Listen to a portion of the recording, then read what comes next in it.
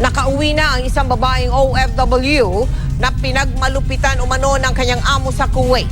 Ang ating kababayan, wala na sa sariling katinuan. Lumuluwang nanawagan ng Pinay domestic workers sa Riyadh, Saudi Arabia na si Rose, di niya tunay na pangalan. Simula raw kasi nang mamasukan siya sa mag-asawang Saudi national noong Hunyo. Mura at masasakit na salita raw ang paulit-ulit na natatanggap niya. Hindi rin daw siya pinapakain ng maayos at sobra sa 8 oras ang trabaho niya kada araw. Tiniis daw ito ni Rose sa kagustuhang matapos ang kanyang kontrata at matulungan ang pamilya sa Pilipinas. Pero ngayon, nangangamba na raw siya sa kanyang buhay dahil nang minsang pagalitan siya ng lalaking employer na isa raw pulis sa Riyadh. Pagpasok niya dun sa may tapat ng kusina na nakatayo ako, tinutukan niya ako ng baril.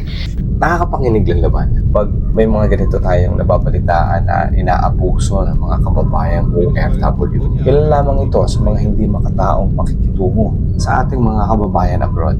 Alam natin ang dahilan kung bakit sila nangingibang bansa. Ang iba nating mga kababayan, mas gugustuhin nilang manatili na lang dito sa Pilipinas kasama ang kanilang mga mahal sa buhay.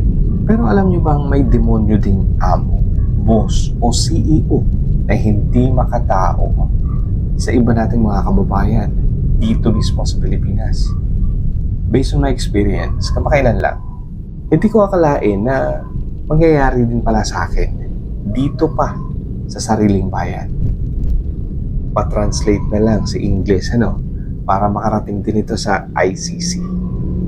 Dahil sa tingin ko, wala talagang hustisya dito sa Pilipinas dahil pera at posisyon lang ang umiiral dito.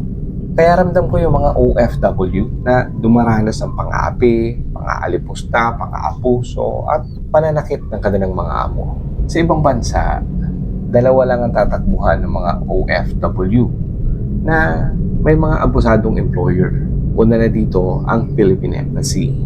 Pangalawa, ang Philippine Consulate.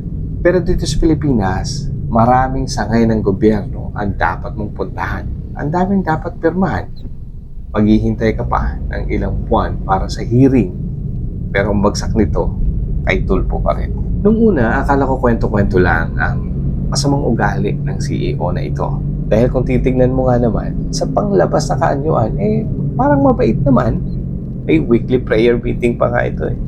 Hindi nagtagal, lumabas din ang tunay na kulay. Mapagmataas at laging namimintas. At sasabihin sa'yo, stupid. Kidding aside, yes, dito ko na-experience ang sigawan ng harapan. Murahin sa harap ng maraming tao, maliitin at paratangan na magnanakaw. Para doon sa mga nakasaksi, alam nyo yung ibig kong sabihin. Sa inyo na lang yan. Pero kahit paano, concern pa rin naman siya. Dahil ang sabi niya, mag-iingat kami. Hindi daw namin siya kilala. Kaya daw niya kaming ipatrabaho. May kabaitan pa rin naman, di ba?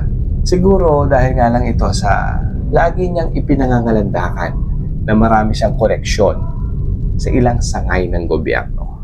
Speaking of sangay ng gobyerno, tulad ng SSS, Pag-ibig, PhilHealth, lahat ng yan, wala kami nun. Kahit nga yung contract na pinirmahan namin, wala kaming copy. Bawal din daw picturean.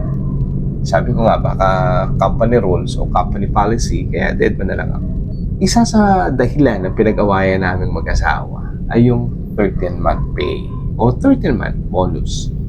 Dahil base sa content na inilabas ng CEO na ito, inamigay siya ng bonus o 13-month pay. Nakasobre pa nga eh. Pero totoo, sa pilitang cash advance yan. Para nga naman may matanggap kami, kunwari, bonus. O diba, saya-saya. Just for content. Pero, hindi ko malilimutan ang boses na to. Tangina mo. Malis ka na rito, putang.